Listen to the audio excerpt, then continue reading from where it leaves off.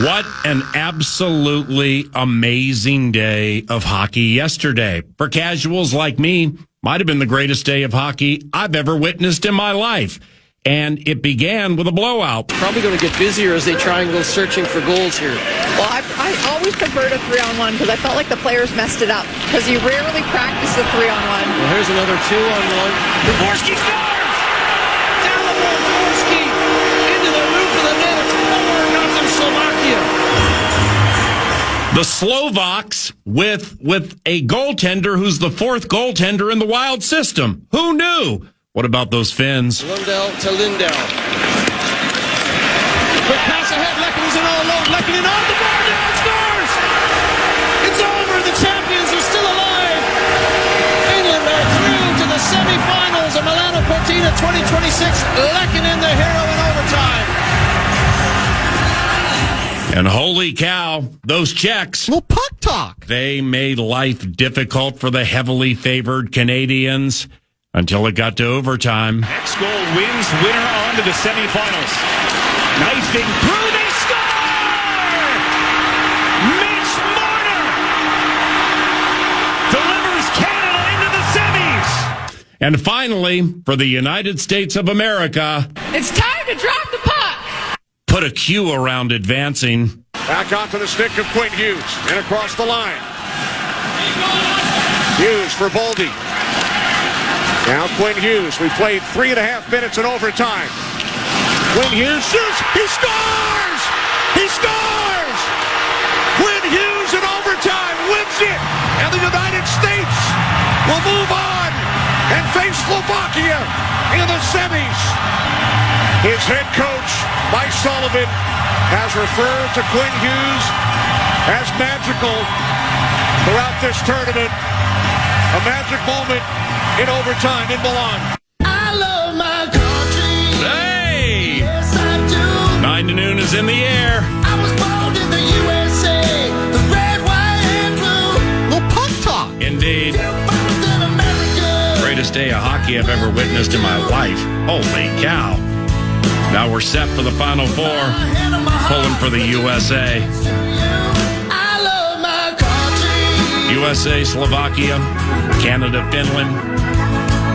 Team USA women going for the gold today, shortly after 9 to noon. Let's play hockey!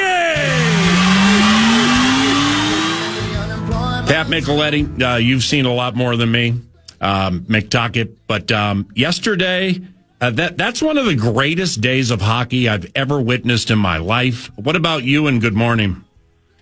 It really was fabulous hockey all day long. All of the games were terrific, and that's what you get in the Olympics and a one and done type tournament. And it was great hockey. It was great hockey, and any of the teams other than Germany could have won yesterday. Right. And you had 3 overtime games. And in that, the Canada, Czechia game was on during 9 to noon. And it was just so fascinating watching these massive underdogs, these Czechs, grab a 2-1 lead and how they played against these high-flying Canadians to hold that lead while still playing their game, keeping it so tight. And then with the United States and Sweden, I mean, you talk about a tight checking playoff type atmosphere and playoff type game. Those games were phenomenal. Yeah, let's start with Canada and the Czechs. The Czechs had a chance in overtime. I mean, Jordan Binnington, who at least I have been ripping on all year for not having a good year, and is he the guy for Canada? And is Canada, is that going to be the Achilles heel for Canada? Well, he came up with one of the biggest saves ever in a tournament in overtime, and then Mitch Marner wins it for him. So you're right. I mean, it was just it was great. Well, with the Bennington conversation's interesting, because from elite hockey minds like you and other analysts to like David Backus being on the 9 to Noon show last week, who played with Jordan Bennington, the people are quick to point out what his flaws are, like with the juicy rebounds, and sometimes he just mysteriously unravels. But then you look at the past performances. And my man won a Stanley Cup and had a lot to do with Canada winning the Four Nations. So Bennington's a tough customer, man. 100%. In the big moments, he's big. And so, yes, there's a lot of noise with the other stuff. And unfortunately, that's real. But when it comes to the big moment, he comes up big, and he did yesterday, because it was an unbelievable save where Canada got exposed, and the Czech player was in all alone on him, and one shot ends Canada's hopes for gold, and he comes up big, and that's what you need. And the goaltending in this tournament has been terrific for all of the teams. Yesterday, Markstrom and Hellebuck were both really, really good for their respective teams. Mick Tocchet. Pat Micheletti, noted hockey mind, 9 to Noon on the Olympic hockey festivities, and for that we are grateful. With the Swedes and USA and Zibanejad, the Ranger with the equalizer. The Lucas Raymond pass to Zibanejad, it was amazing. Now you got Dylan Larkin scoring for the USA. They're both Red Wings. How good are the Red Wings? The Red Wings are very good, and you can go over to to Team Germany, and they have one of the most up and coming defensemen. Will probably win multiple Norris trophies in Morris Seider, who's just a beast, and Detroit's really good. They were confused a year ago. I don't think they had the right coaching for that team, and now they do, and they're really good. We'll see what type of goaltending they get in the playoffs, but they're a very good team. I want to focus on Dylan Larkin for a second, because it's not like I've dug into all of these games and followed Dylan Larkin and those Red Wings.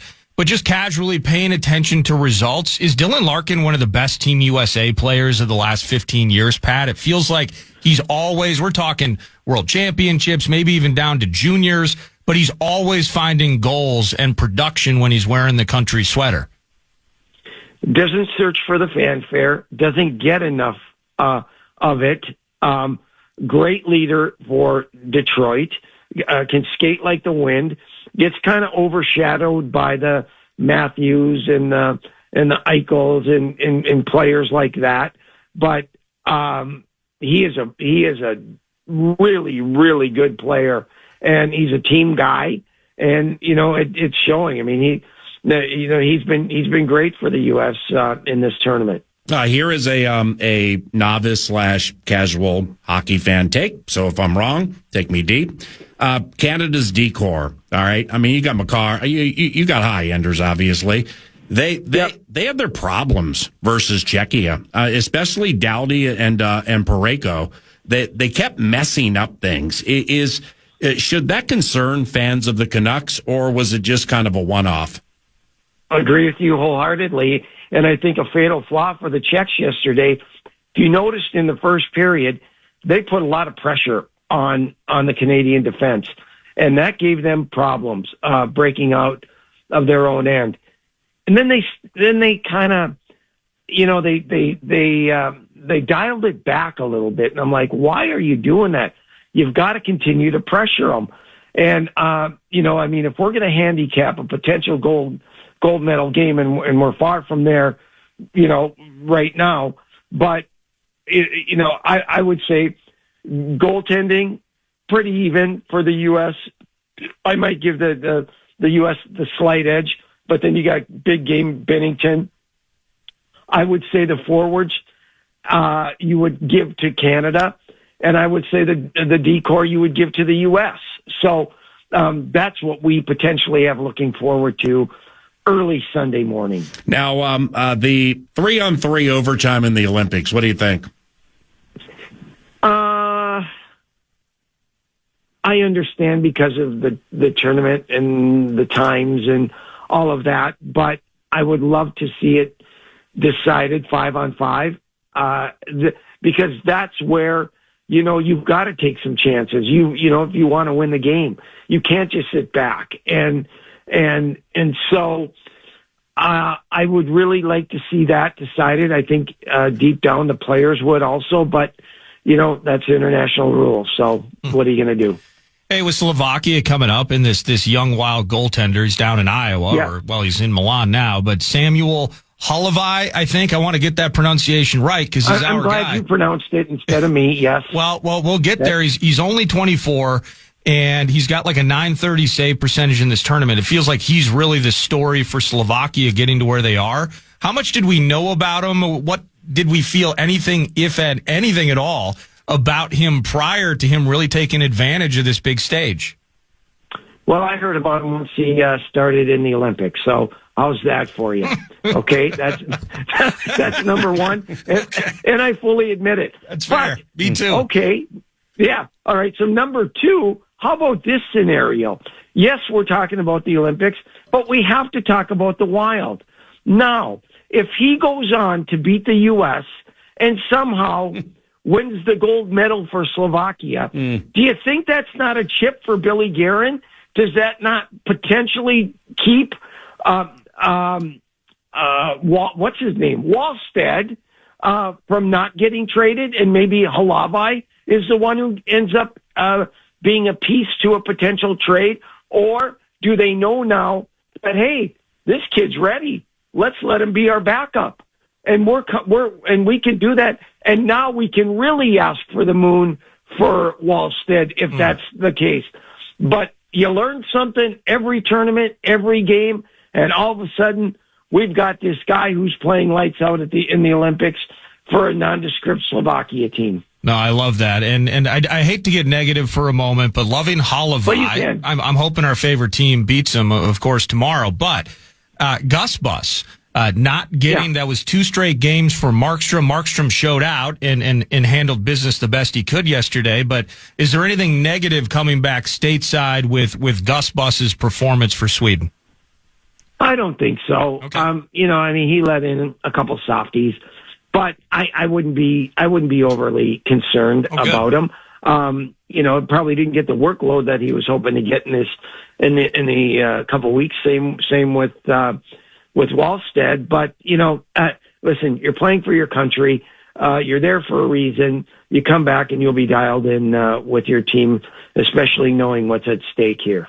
Lastly, the Civil War, so to speak, aspect of these games is just so fascinating. You got Jack Hughes trying to send his teammate goalie Jacob Markstrom home with a snipe that was stopped in OT. Quinn Hughes tries to get loose in OT, and his teammate, Joel Eriksson Ek, gets a stick on a puck before Quinn could shake and bake. Why? Because Eriksson Ek seemed to know Hughes' moves with the shake and bake, so he was a step ahead of him, and that was before the game winner, obviously. But that part of it's just so fascinating. Yeah, isn't it great? And then, I saw Ek take a run at Faber at one point during the game. I don't know if he took a run. That's maybe strong, but came in and lined him up and put a nice check on him. That's the beauty of it. You're playing for your country, and I don't care if you're a teammate. You'll see him in 2 weeks. He's nothing to you. He's absolutely nothing to you, and that is what is so great about the competition of the Olympics, and I love it. All right, Patrick, have a wonderful day, and thanks for the time, okay? Thank you, guys. Have a great day. See you, bud. Pat Micheletti on just an astounding and a wonderful, wonderful day of Olympic hockey yesterday. Let's play hockey! Team USA women, about 3 hours from now, go for the gold. 4.5-1 favorites over Team Canada. And that's part of the TimberTech What's on Deck set list, which includes next segment, Chris Finch, coach of the Minnesota Timberwolves, Russo Radio at 9:40 from Milan, Nacho Lieber in studio at 10 o'clock. Jared Allen, former Vikings Hall of Fame defensive end, joins about 10:30, mostly on curling and a new curling venture TJ Hawkinson and George Kittle have called the Rock League. That's 10:30 with HOF Jared Allen, Olivia King with Youth Hockey Hub and the Talk Goalie to Me podcast. She'll be here at 11 o'clock. And about 11:05, a dear friend of mine, a person who's very important to me and my family, Randy Keppel. He is the coach of the Holy Family Fire girls hockey team. They take on Andover tonight in the state tournament. Coach Keppel joins about 11:05. And Minnesota Wild coach and assistant for Team USA and the men, John Heinze, 2 hours and 20 minutes from now. Nordo produces, I'm Paul Allen. It's Thursday. Good morning. This is 9 to noon at FM 100.3 KFAN. Finchy is next. 9 to noon. A bunch of teams are back in action. Finchy's team does not return until tomorrow, taking on the Dallas Mavericks here at Target Center. And it could be a Cooper flagless Dallas Mavericks team. The Mavericks indicated during the All-Star break that he could be playing very soon after the All-Star break. But then young Cooper was seen at a Duke Clemson game in a walking boot. So Chris Finch, coach of the Minnesota Timberwolves, set to join us quickly as he is wont to do. And that's very kind that he joins us weekly, courtesy of Second Harvest Heartland and Prize Picks. And here's the head coach now. Chris, when we see you on TV Friday night against the Mavericks, what's the All-Star break tan game going to look like? Well, it's probably more of a windburn. It was kind of chilly and a little bit windy at times down in Florida, but it was nice to have a little bit of sun, a little bit of warmth. So when you do get to catch your breath during this race, and like you go to Florida, are you crafting any cool new like inbounds plays while on the chill, or do you like fish? Do you go out on boats? Like, what do you do to relax? Yeah, I mean, traditionally I've spent the last few All-Star breaks with a bunch of friends from mostly, high school, people I grew up with. We kind of have a bit of a tradition that we get together and we go down to Southwest Florida and we just really relax.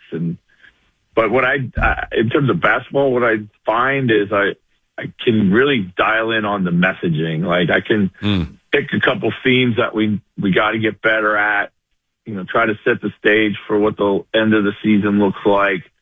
We should know who we are when we're good. We should know who we are when we're bad, how to avoid the latter and do more of the former. It sounds simple and obvious, but, through a long season of ups and downs, at this stage, you pretty much should know who you are, and you got to start crafting everything more towards that. And so, yeah, I spent a lot of time just trying to shape up the messaging for the last third of the season. Right. It's self-scouting. And I've always wondered this, like how much team self-scouting do you guys do with a break like last week? I mean, it's tendency breaking stuff too, right? Yeah, for sure. That's exactly it. Self-scouting is exactly it. It's, that's the large part of my job. And we have a lot of guys on staff here who look externally, at our opponents and different things that are coming up. But, I try to focus inward as much as I possibly can. And, that could be,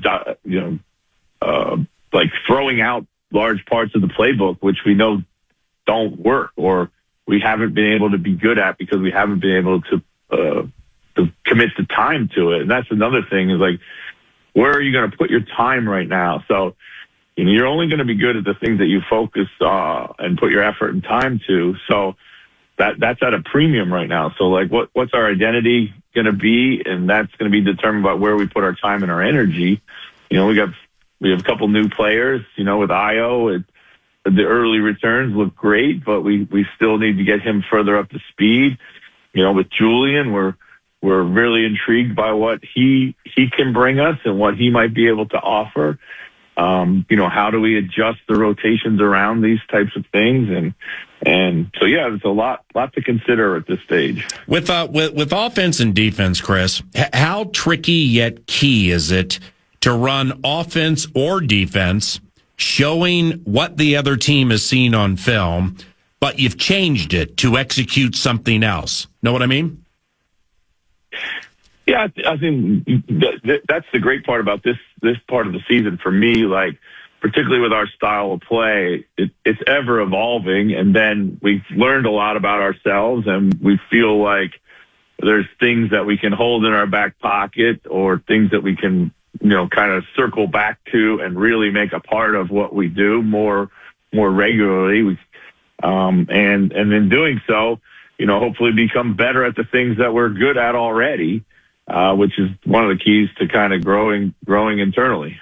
Who's the best coach or some of the better coaches, Chris, with whom you have worked when it comes to effectively and quickly and efficiently adjusting on the fly during games? Oh, I thought it was one of Kevin McHale's big strengths when I was with him. He had such a great feel for playing as a player. And he was able to see and react to things pretty quickly in the game and anticipate what was coming. I worked with some really, really great assistant coaches too.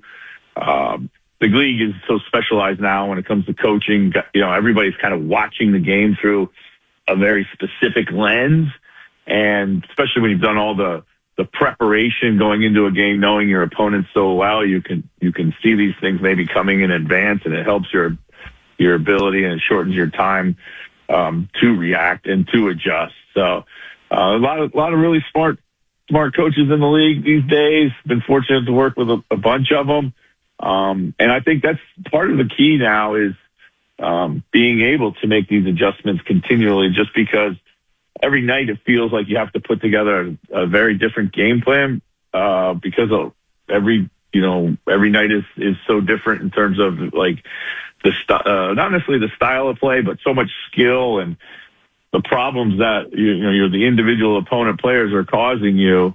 No longer is it just like you roll out the same defense every night. It feels a lot more individualized. Chris Finch, Minnesota Timberwolves head coach, every single week with 9 to noon, courtesy of Second Harvest Heartland, 2harvest.org, and Prize Picks. Tomorrow, T-Wolves host Dallas out of the All-Star break. That's at Target Center. Do you think you get Cooper flagged tomorrow night? He was spotted Saturday at a Duke Clemson game in a walking boot.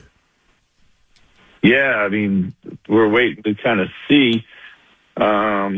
They were saying he would be ready after the break, but obviously not a good sign to be walking in a boot. Right. So we're trying to figure that out as we get ready to prepare. But he's certainly come a long way since we played him early in the season. I think we got him here last time he was here.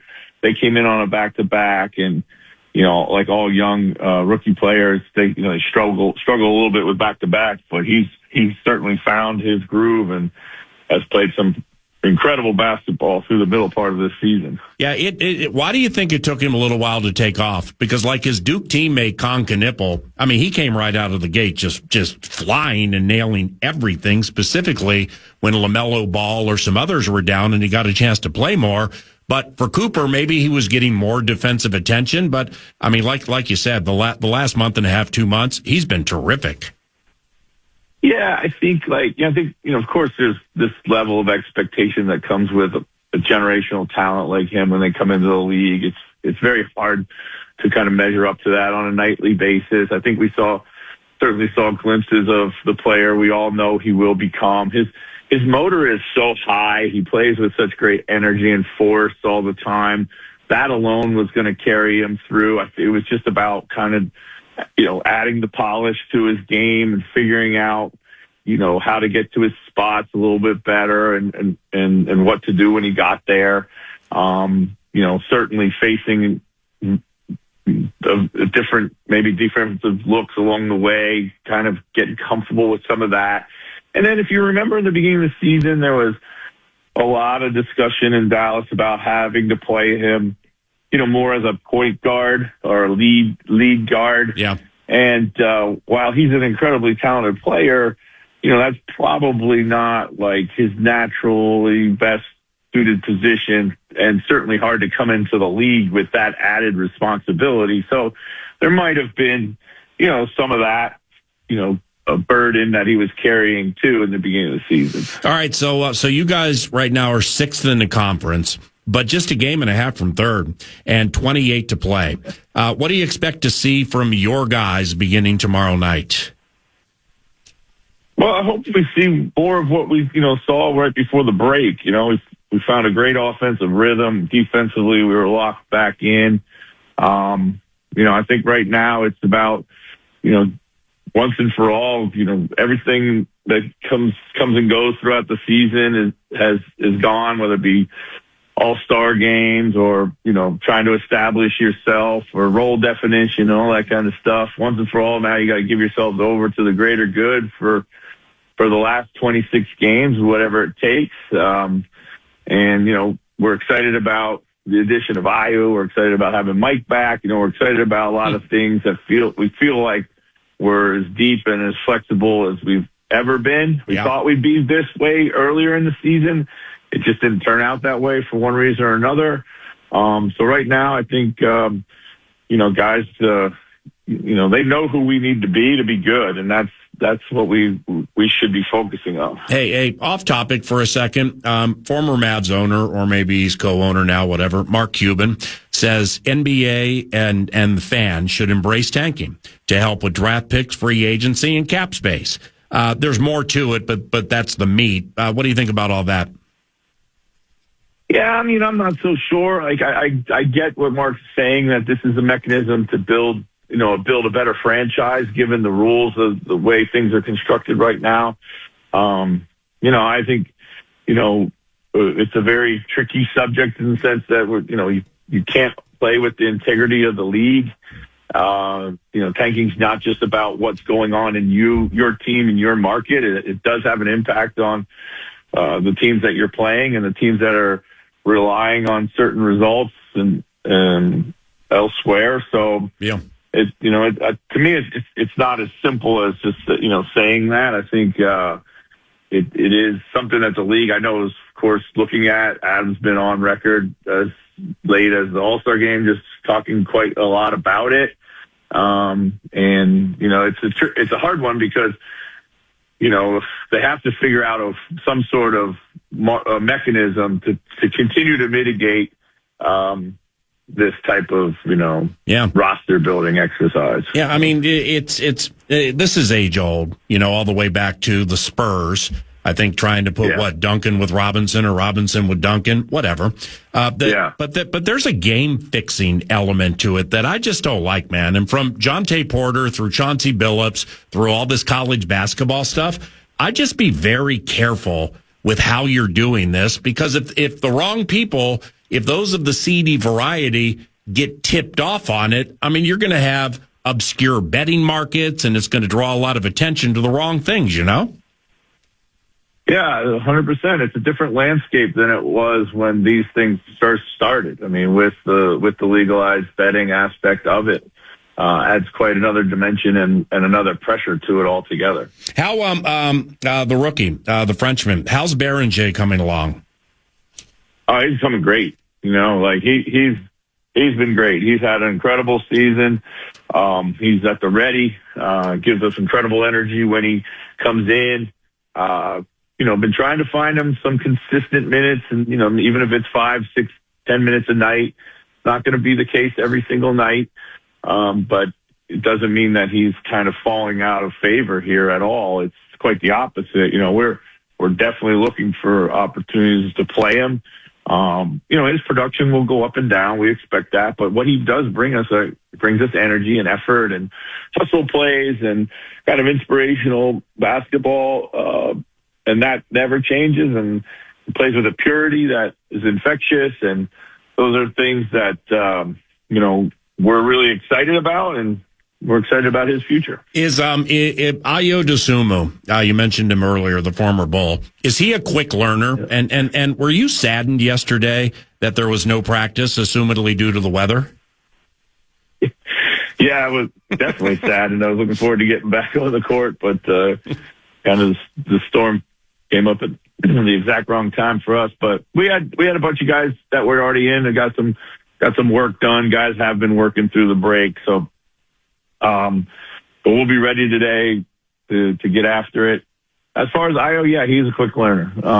We told him not to overthink anything. I think we might see coming up here over these next few games, maybe a little regression on some things with him, just as he kind of learns some stuff and tries to fit in around his teammates, and maybe he overcompensates a little bit. This is just normal. I've seen it happen plenty of times. And then, after you go through that period, you come out the other side with a complete understanding of how you fit into what we do. Welcome back, my brother, and I'm glad you had a nice chill. Best of luck against the Mavs, and I'll call you Monday, okay? I appreciate it, PA. Thanks so much. Yes, sir. See you, man. That's Chris Finch, head coach of the Minnesota Timberwolves, weekly 9 to noon, courtesy of Second Harvest Heartland, 2harvest.org, and Prize Picks. Another prized guest is Michael Russo with The Athletic and TheAthletic.com. Russo Radio from Milan is now over to Milan for Russo Radio. That call from USA from USA Network. Kenny Albert on lead vocals. And I know you and Kenny, Michael Russo, Athletic.com, have known each other for quite some time.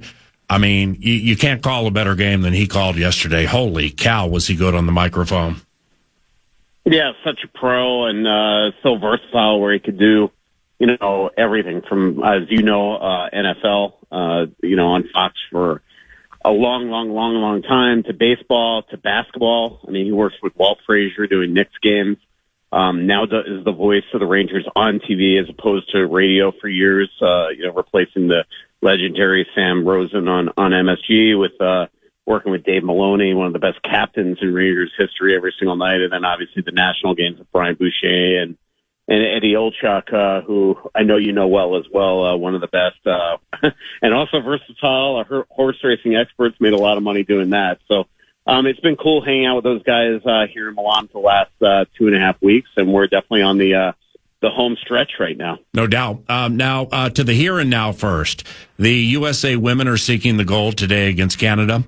USA is a 4.5-1 favorite. Is housing the gold for the first time since 2018? Is it easy peasy for the red, white, and blue ladies today? I mean, look, it's hockey, right? Anything can happen, bad goaltending and injury, things like that. But I have covered them now play, the 4 rivalry series games. I covered them 4 games in the prelims and 2 games in the quarters and the semis here. And so we're talking 10 games, and I don't even know if they've given up 10 shots in any of those games. Wow. They are a dominant juggernaut of a hockey team that is incredibly a well-oiled machine, coached by an awesome coach that I wrote about the other day in John Wroblewski, and just up and down the lineup, as dominant as I've ever seen from one hockey team. They've got incredible depth. Their balance from veterans to youngsters is second to none. They're fast, they're skilled. And they have some of the best players in the world. So it would be one of the biggest shocks that I think I've ever covered in sports if they somehow don't beat Canada tonight. But it's still Canada. They still got Philippe Poulin, who's one of the best players still in the world. And this is one of the great rivalries in hockey. So anything can happen, but it would be a real true upset if the United States don't take home gold tonight. All right. Now, I know you didn't see in person all the games yesterday, but with those 3 overtime games, what was yesterday one of the better days of hockey you have covered or witnessed, just period, and you've done it a long time? Yeah, big time. You're right. I wasn't at the Switzerland game because that was at the secondary rink here, but obviously I was at the Canada game and the United States game, and to be blunt, we needed it. This has not been a very compelling tournament up until this point, until yesterday. Not a lot of overtimes, not a lot of comebacks. Yeah. The games haven't been very, very competitive. I hate to say it like this, but you needed the lesser lights out. There haven't been upsets. And yesterday, all that changed. The first quarterfinal was, again, boring. But then Finland-Switzerland is up 2-0 with 6 minutes to go, and Finland comes roaring back, forces overtime, and wins in overtime. Then the Canada game, they're down in the second period. They tie it up. They're down in the third period. Obviously, they lose Sidney Crosby to the knee injury. Suzuki ties it up with 3 minutes left, and then Marner wins it in overtime.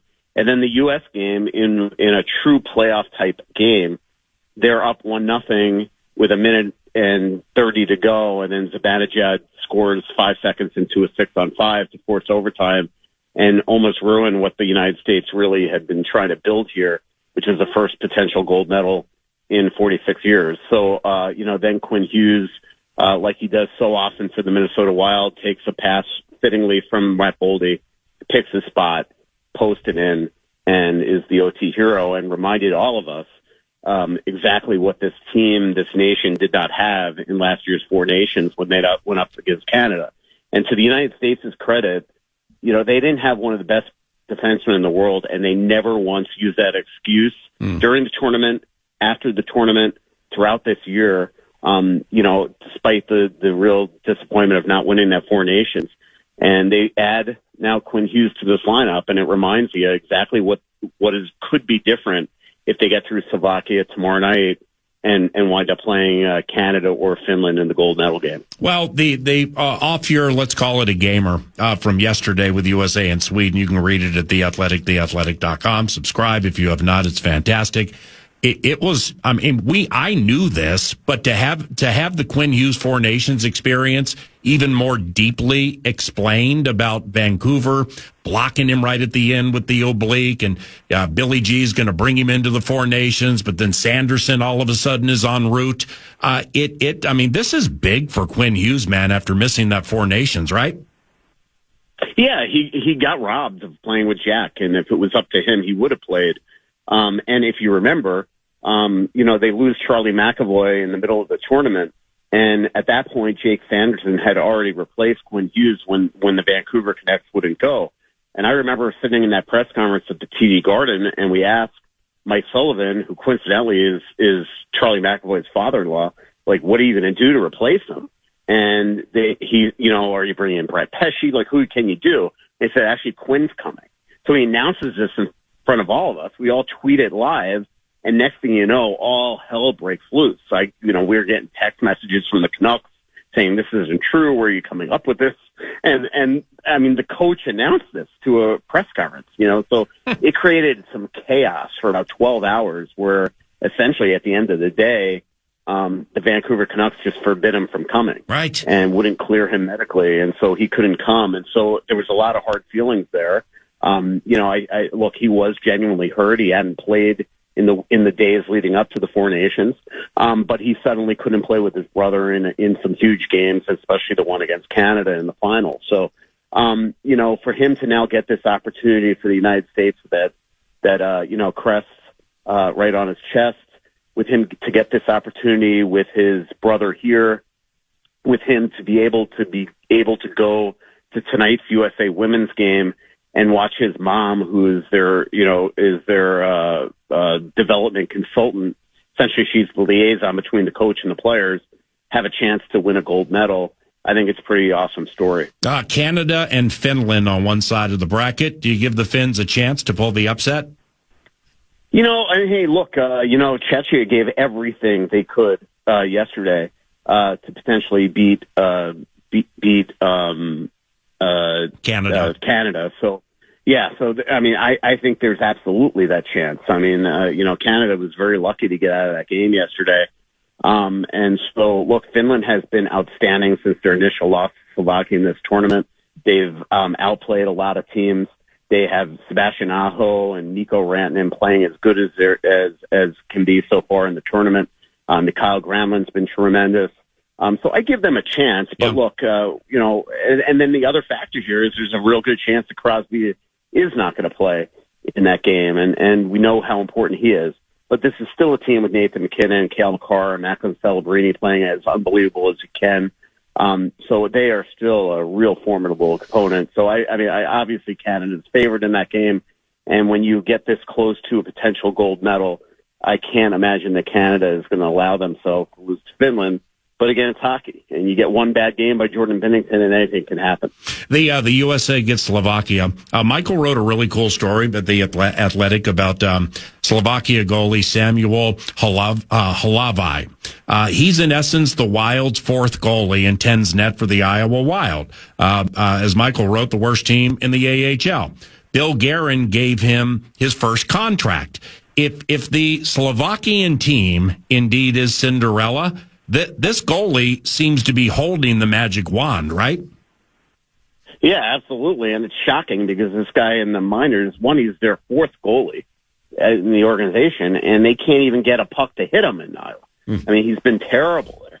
And yet every single time he puts on that Slovak jersey in any tournament, whether it's the World Championships or World Juniors, or Olympic qualifiers, or now in the Olympics, he's just a different type of goalie with goals against averages below 2 and save percentages above .930.